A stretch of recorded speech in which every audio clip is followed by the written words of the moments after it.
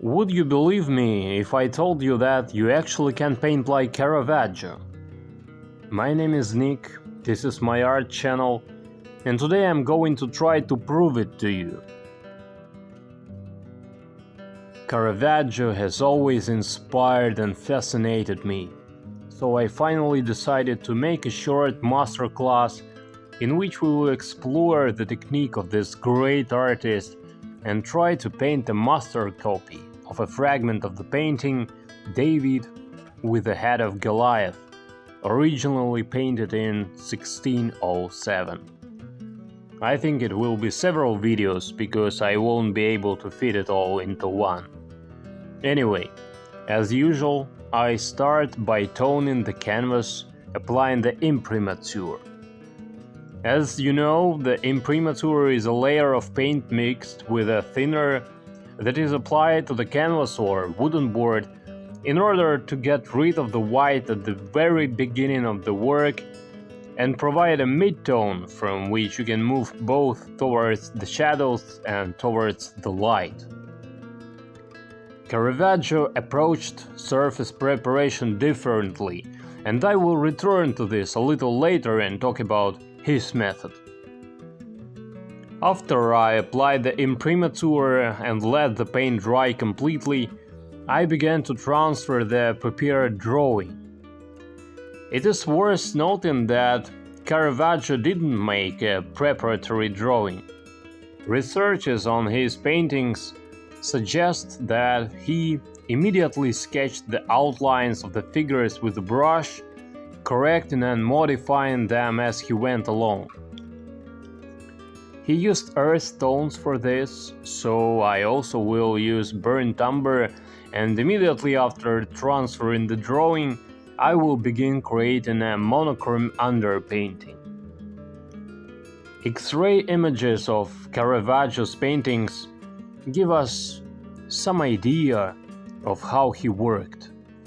Unfortunately, he left nothing written, unlike Leonardo, for example, who left posterity a wealth of information about his painting methods in countless notes. But in any case, we know for sure that Caravaggio always started his work with a monochrome underpainting. Therefore, we will follow his example. We also know from some evidence that he worked very quickly, applying paint with free, confident brush strokes. Therefore, I also try to paint quickly without delving too deeply into details at this stage of the work. Because right now it's important to create a general impression of form and volume and to establish the correct tonal relationships. That's why I have taken a fairly large brush and am trying to mark all the shadow areas of the painting as quickly as possible. Then I will switch to a smaller brush and work on the details. Once the underpainting is finished, I will let the painting dry for a couple of days. Burnt umber dries fairly quickly, as do other earthy pigments, which is why they are commonly used to create the underpainting. Once the painting has dried, I begin working with white, covering all the light areas of the painting with it. Caravaggio worked in the same way. He made a kind of grisaille, first marking the shadow areas and then the light areas. For this purpose I usually use titanium white, although Caravaggio used lead white. But in this video we will not delve into the study of historical materials because our goal is not to completely reconstruct the painting using historical pigments. Our goal is to explore the stages of Caravaggio's work, to try to touch upon his painting technique, and then to use this knowledge in our own original works. That's why I use modern pigments, which are available to everyone today in any art store. In Caravaggio's time, titanium white had not yet been invented, and all artists used lead white. In terms of its characteristics, it's undoubtedly better than titanium white, frankly speaking. Firstly, its shade is much warmer and more natural. Titanium white is too cold, and you will not find such a cold, lifeless white in nature. Secondly, it forms a denser surface and is less susceptible to changes over time.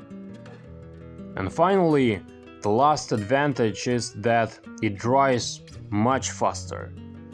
However, lead white has one but very big drawback. It's incredibly toxic, and that's exactly why many countries have restricted its production. Nevertheless, titanium white is also an excellent option, so don't worry about it. As you can see, at this stage of the work, I used the same approach as in the previous one. I cover large areas of the work with a large brush without thinking about the details yet. I apply the strokes quickly and confidently, forcing myself to think globally without getting distracted by the details. Then I take a smaller brush again and work out the small details more carefully and precisely. When I have finished the first layer of white, I let the work dry a little bit again, and then add a little of black to my palette to work out the shadows and details in more detail.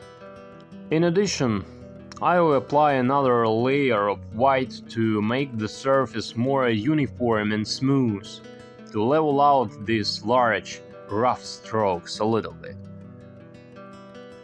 Returning to the question of historical pigments, Caravaggio used carbon black, but you can use whatever black you have available.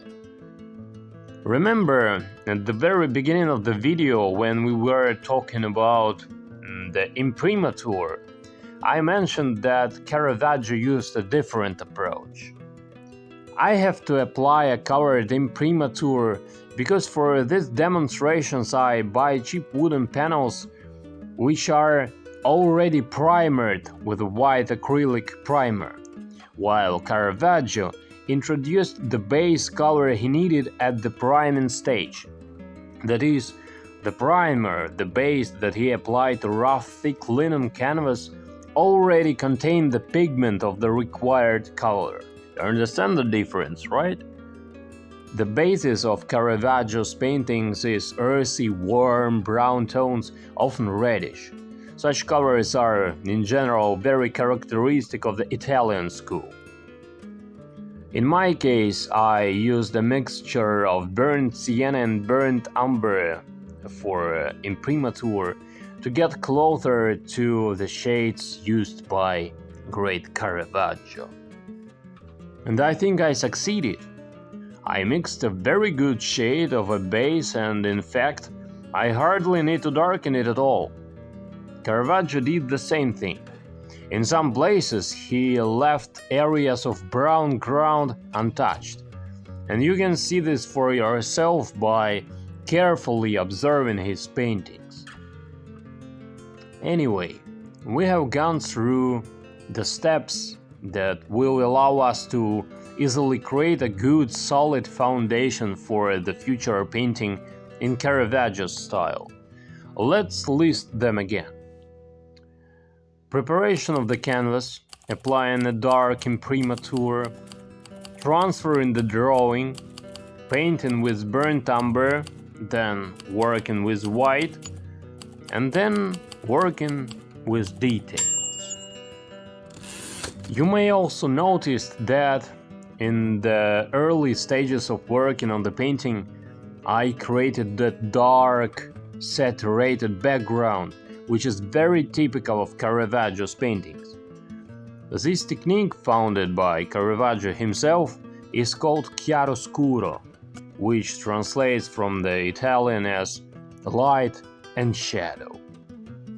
This technique involves a sharp contrast between light and shadow to achieve the effect of greater volume and three-dimensionality of the object. It also creates a feeling of tension and drama, and indeed, how much more expressive my work became when I made that dark black background.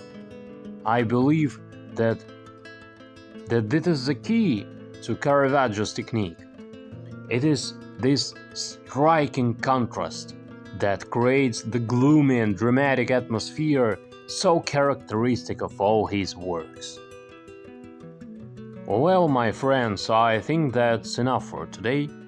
We will definitely continue in the next video, so stay tuned. If you have any questions, feel free to ask them in the comments, as usual. I wish you all the best, and see you in the next episode. Bye!